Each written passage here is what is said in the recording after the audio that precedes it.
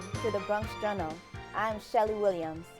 Chris Nazareth's book, Black Men, How to Date, Love, and Marry or Not, is an eye-opener to what a black man expects in a relationship and shows the status between men and women once the roles are reversed. The book also explores underground world of gay black men. Chris joins us now. Welcome to the show. Thank you for having me, Shelley. Let's dive right into your book. How did this title and the formulation of the book come about? Well, years ago, while doing some research for the CDC, I kind of wanted to understand why black women were so single.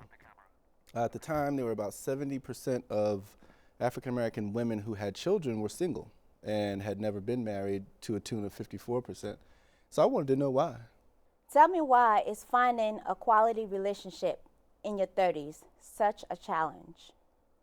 Well, it's a challenge for African American women, not so much for African American men, and I think we may have some experience with that in our community. Men seem to have, a gamut of women, from which to choose.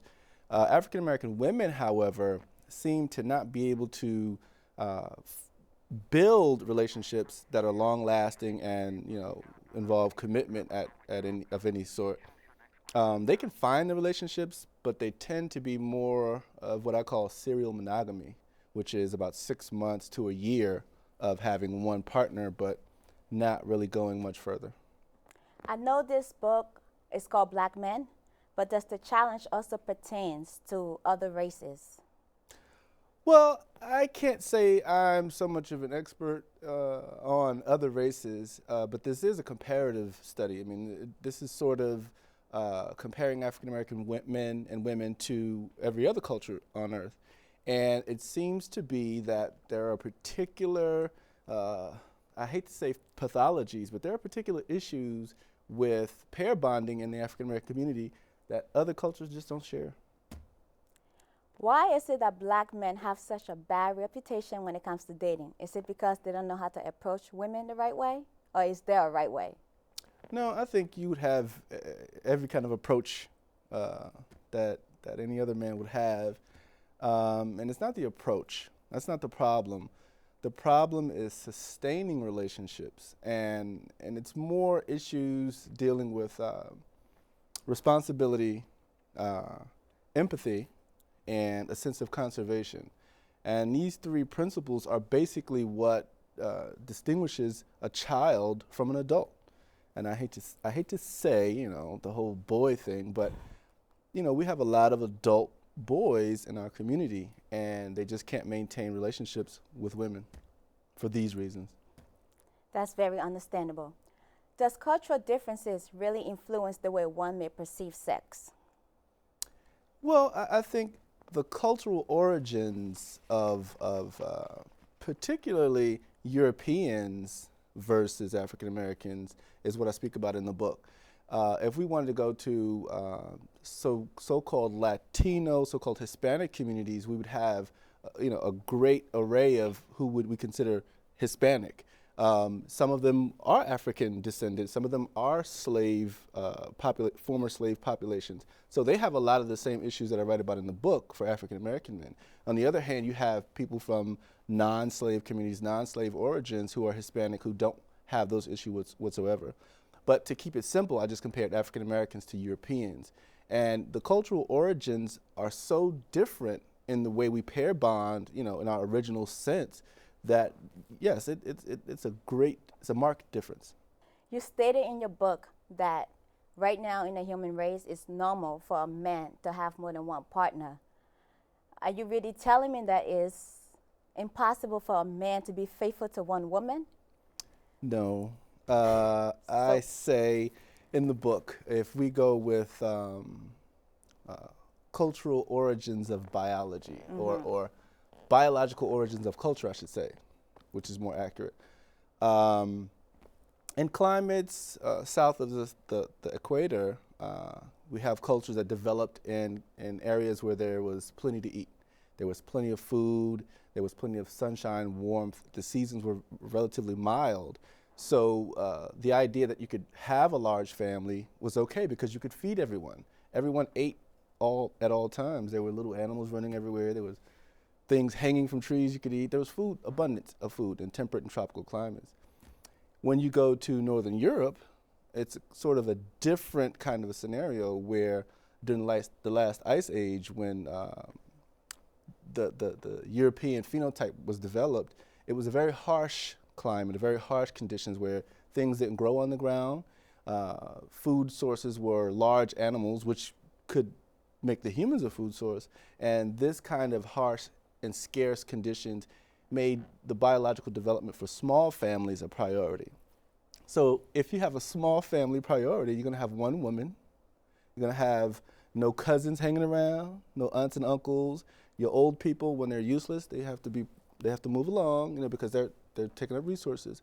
But in that tropical or temperate climate, you could feed 7 wives, 5 wives, 15 children. Grandparents can hang around forever. You have cousins living in your same community. And that makes the difference between polygamy and non-polygamy. And polygamy is by far the largest sort of pair bonding system the world has had over the last few 100,000 years. Okay. So when it comes to women and men cheating, what are the differences? I think you said in your book that the reason to racial methods when it comes to women and men cheating. Can you please explain? Well, I say that, a colloquialism we use in the community is women need a reason to cheat and men just need an opportunity. Okay. I mean, and it's as simple, it goes back to the same biological issues. The act of sex for a woman means potentially 9 months of being pregnant, helpless if we go back to those periods of time where we didn't have police and 911, we didn't have social services to take care of women and to feed the children. We didn't have any of these fallbacks or safety nets. If we go back to cultural origins, women were kind of helpless if they were pregnant. After pregnancy, they were even more helpless and they had to feed this child and, that kind of thing. So a man is needed around to make that a tenable situation. A man, on the other hand, all he needs is 8 hours of sleep and a glass of cold water after sex. Has the book been a controversial criticism, or has it met any controversial critics? No, it's been largely given, mild reviews. It's not as controversial as some of the titles, the chapter titles would indicate, because once you read what I mean, it kind of explains itself away. It's not so controversial to say it's absolutely normal for men to cheat, because genetically speaking, it is. What do you have to say to the brothers who date outside their race? I really don't have a personal opinion. I think that men are perfectly okay dating whoever they like, whomever they like, whenever they like, and whyever they like. Me personally, I have dated outside the race before. What is a down low brother? A down low brother? Yes. Down low brother is a man who a black man, the brother part, doesn't want to be gay or homosexual or bisexual or whatever to his family and his larger community. Why do blacks feel like they have to be discreet, or is this just pretense when it comes to homosexuality? I think African Americans tend to be a lot more socially conservative than the mainstream population. So whereas a few years back, large populations of white gay men came out and it was okay. And in lots of cities around the country, you could be as gay as you want to be and it's okay. And families accept it, and it's not that big of a deal anymore. It's on television, it's in the media. But for African Americans, they still have this stigma about being gay and being black. It's just not something you do.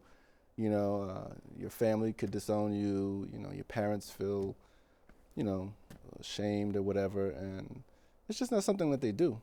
Okay. Well, do you have any more future projects? Sure. I have a couple of books coming out, mostly about technology and STEM education. Sorry. sort of off the topic, but still within the orientation of African Americans and, empowerment and that kind of thing. So where can we purchase your book? Well, you can buy the book at any major retailer, Barnes & Nobles or whatever, but you can also find it at www.blackmenbook.com or on Amazon. Do you have a personal website if somebody's trying to reach you, to purchase, just to get in contact with you if they're trying to book you? Go to chrisnazareth.com and you can leave all the messages you want. I blog away, talk about all kinds of things. What is the blog called? It's chrisnazareth.com is the website, and there's a blog attached to it.